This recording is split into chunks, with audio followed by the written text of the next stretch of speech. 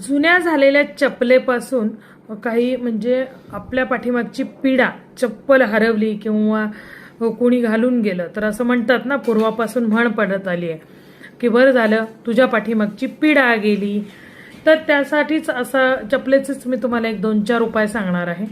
एक म्हणजे शनिवार किंवा मंगळवार या दिवशी आपली वापरून झालेली जी चप्पल आहे जुनी, त्या चप्पलच्या पाठीमागे एक आपल्या शत्रूचं नाव लिहायचं आहे आणि ती चप्पल जी आहे एखाद्या नाल्यामध्ये जाऊन ती टाकून द्यायची आहे आणि मागे वळून बघायचं नाहीये. अशा पद्धतीने केल्याने सुद्धा आपल्या पाठीमागे असलेल्या शत्रूंची पीडा कमी होते.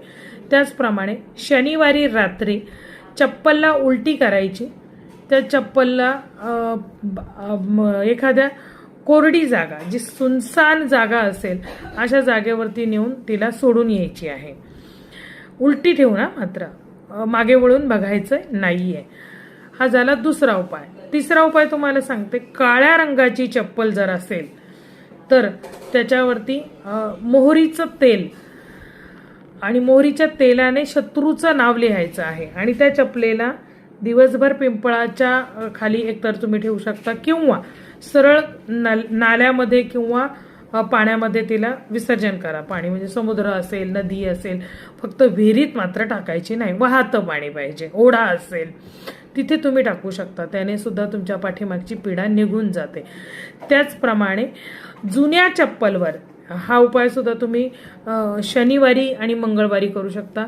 एखाद्या जुन्या चप्पलेवरती चप्पल घ्यायची आहे, आपल्या शत्रूचं नाव घ्यायचं आहे आणि जर हातात चप्पल आहे समजा तुमच्या, तर शत्रूचं नाव घेऊन अशी 3 वेळा ती आपटायची आहे आणि मग ती चप्पल जाऊन तुम्हाला फेकून द्यायची आहे कचऱ्याच्या कुंडीमध्ये, मोठ्या, घरच्या नाही.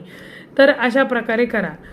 आणि सगळ्यात शेवटचा चपलेचा उपाय सांगते, तो म्हणजे जुन्या चपलेने, चामड्याची जर का तुमच्याकडे चप्पल असेल तर जुन्या चप्पलेला डोक्याच्या भोवती घड्याळाच्या काटाच्या उलट्या दिशेने तुम्हाला ती 7 वेळा फिरवायची आहे आणि मग ती जाऊन फेकून द्यायची आहे. याने तुमच्या पाठीमागे असलेली नजर बाधा किंवा कुठल्याही प्रकारचा निगेटिव्ह त्रास असेल तर तो उतरतो. असे साधे सोपे चपलेचे उपाय आहेत. त्याने तुमची शत्रुबाधा कमी होते, तुमच्या पाठीमागची पीडा कमी होते, दुर्भाग्याचा नाश होतो आणि लवकरात लवकर तुमची चांगल्या गोष्टींकडे तुमची वाटचाल होते. तर हा उपाय जरूर करून बघा. व्हिडिओ कुठल्या भागातून बघत आहात कमेंट बॉक्समध्ये जरूर कळवा. जय भवानी, जय जगदंबा.